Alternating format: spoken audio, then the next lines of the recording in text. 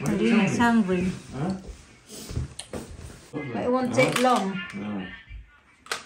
It's lovely like that. Huh?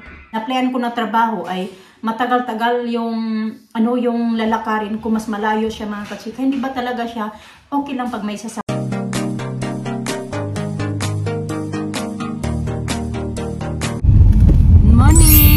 Good morning mga kachika. 9:04 na, papunta na kami sa school. Yeah. Medyo late na. Morning na.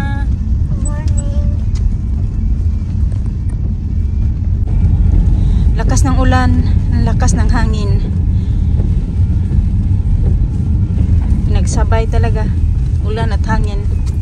Okay lang sana mahangin, huwag lang maulan.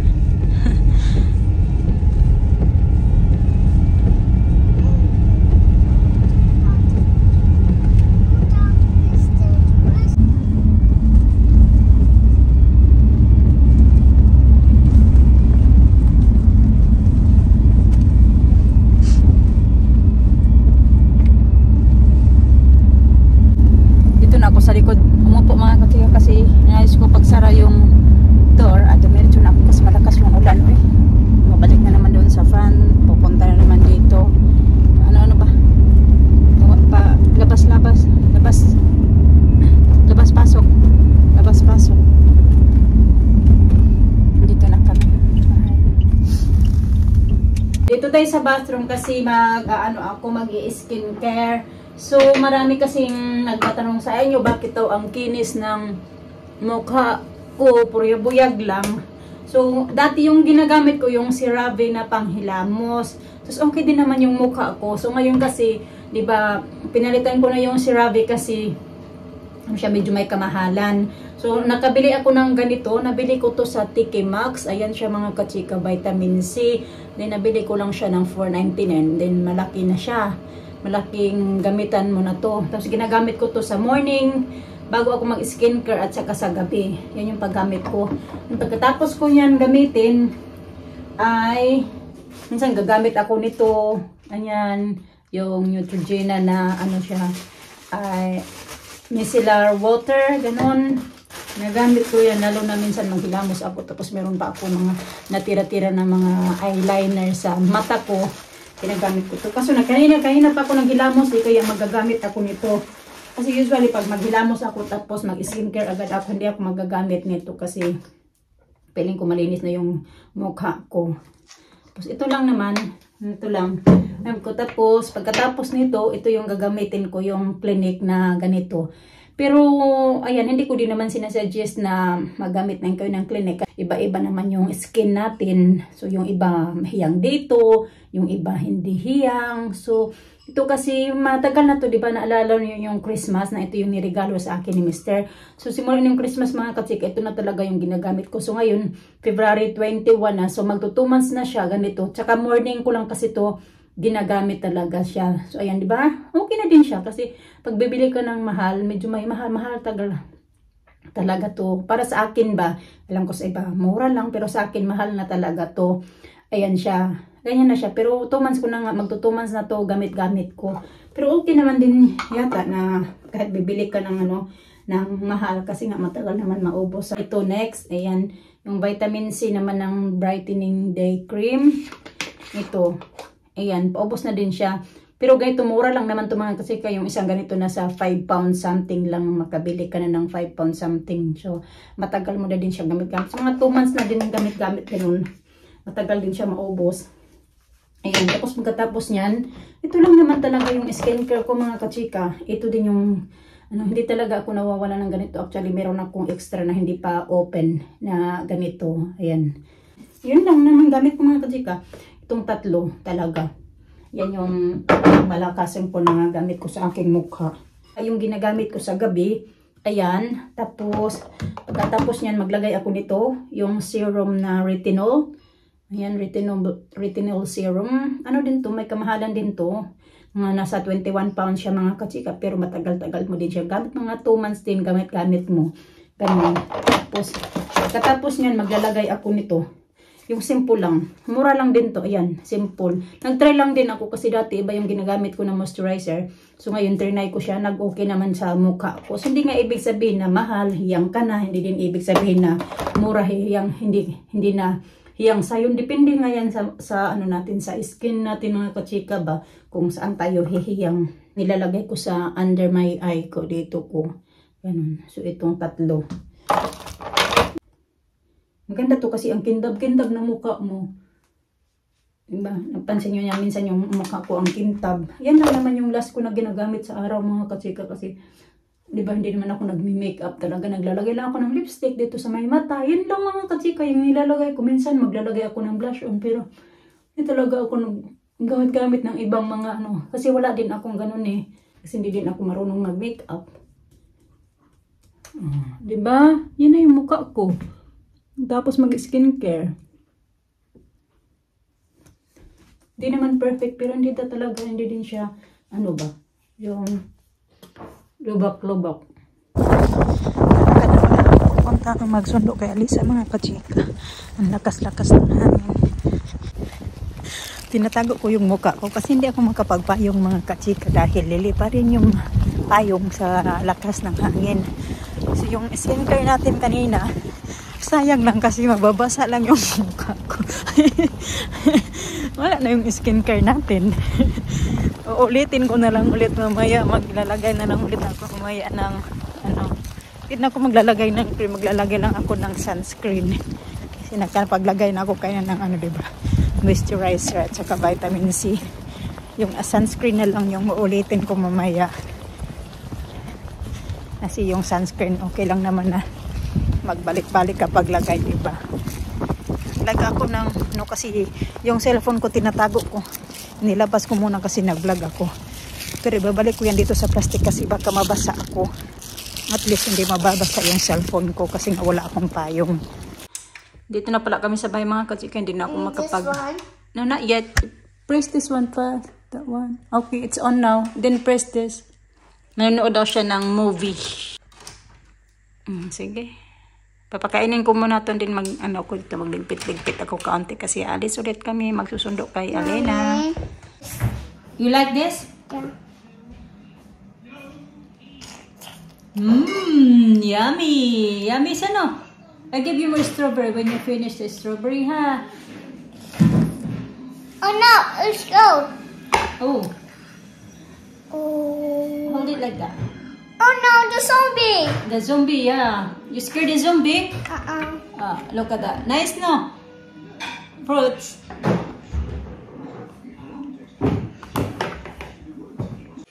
Ito, kakainin ko mga kachika. Nag-toast ako ng dalawang bread. And then, yan. Actually, isa lang ito. Hiniwa ko lang siya ba? Pinutol ko lang.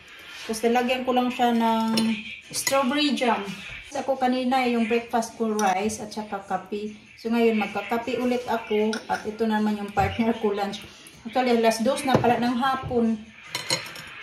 Mag-2 o'clock na. 10 to 2. Yan, nandito naman si Mr. na hindi na namin kailangan maglakad. Papunta kay Alena. Magsundo kasi nandito na si Mr. At siya na yung magsusundo kay Alena. So, ito na yung food na ako. Sarap.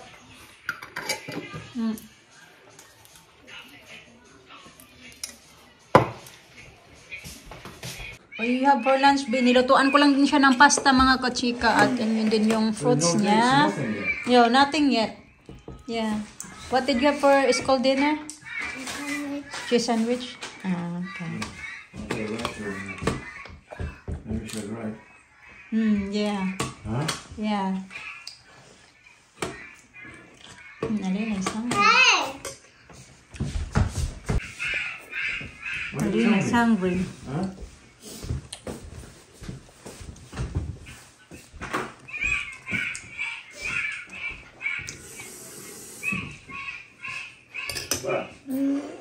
Yeah, put her hair tie, but later on she's gonna take that off. That's what she do.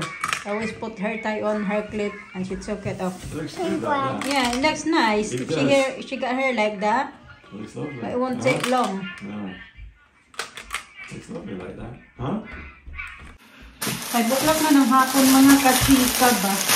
Natamad talaga ako ng araw na to. Hindi nga ako nakapaglagay ng kilay. Usually na kahit nasa bayan na naglalagay ako ng kilay. Wala na, hindi ako parang tinatamad talaga ako today ba.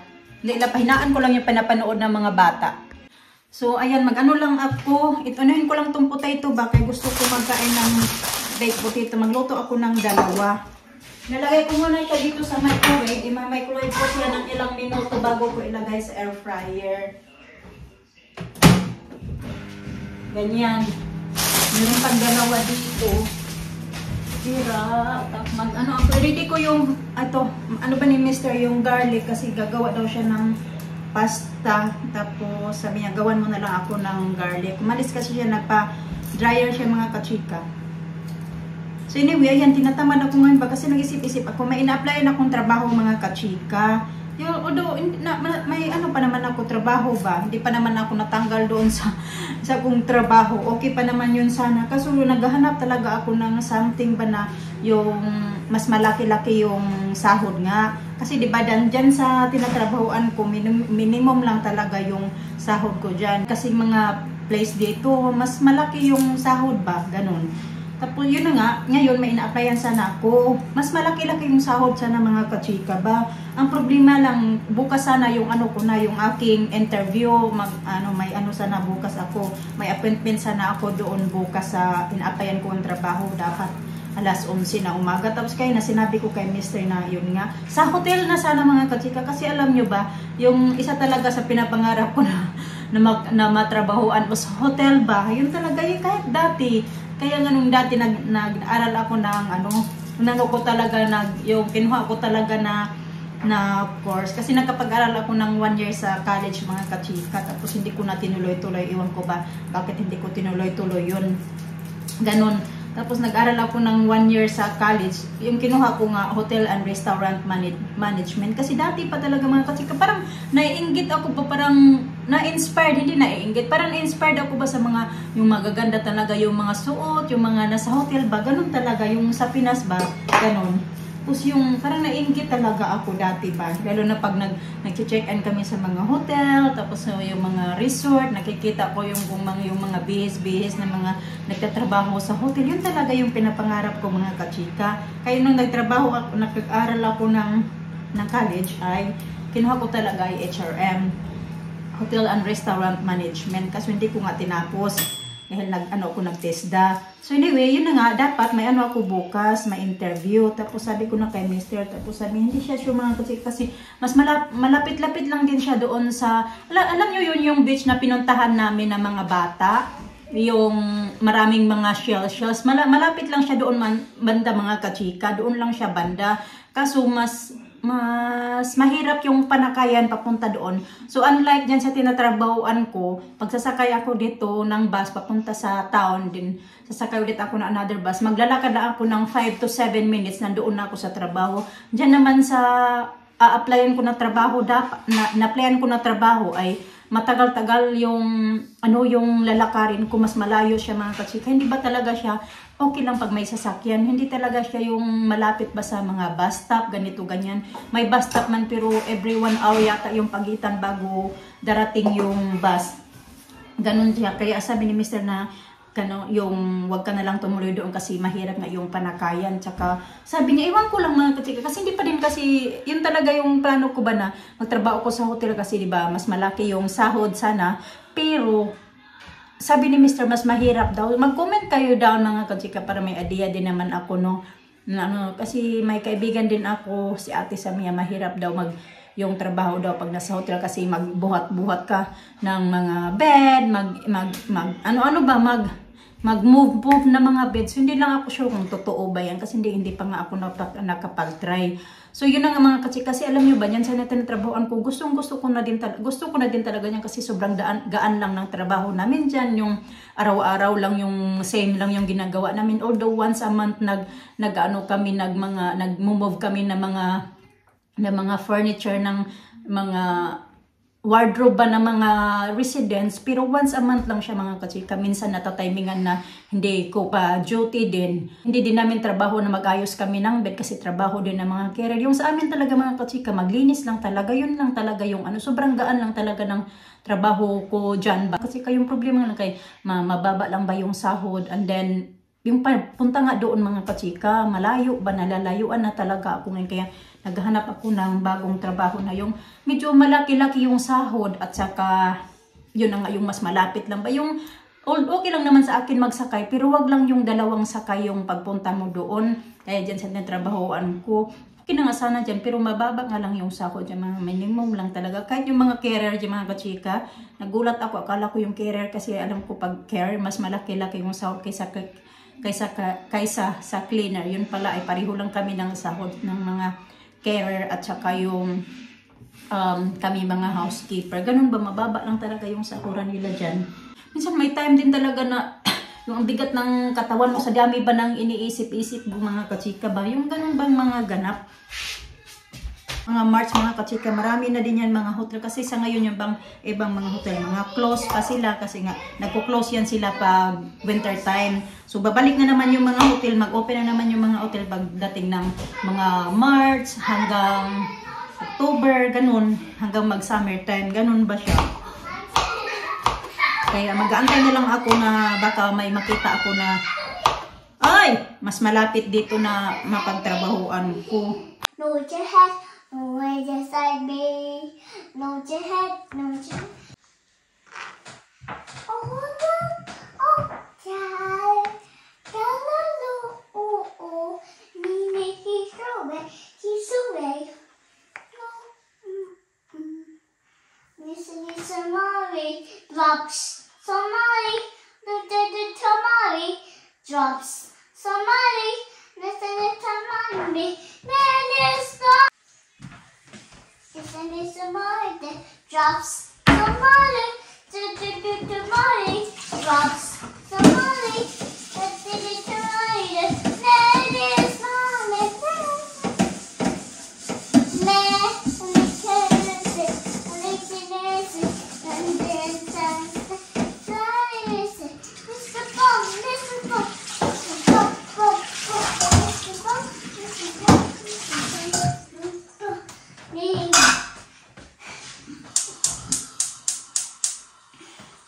Some spicy Tito's. Get down lagi. Get down. I'm not going to make spicy Tito's if you're not going to listen. So nice. The first time eating with today. Make Yeah. spicy Tito's. That's not just rolls. Mom, make some spicy Tito's. Yeah. Yeah, we had to make it. Mommy, I need to get it.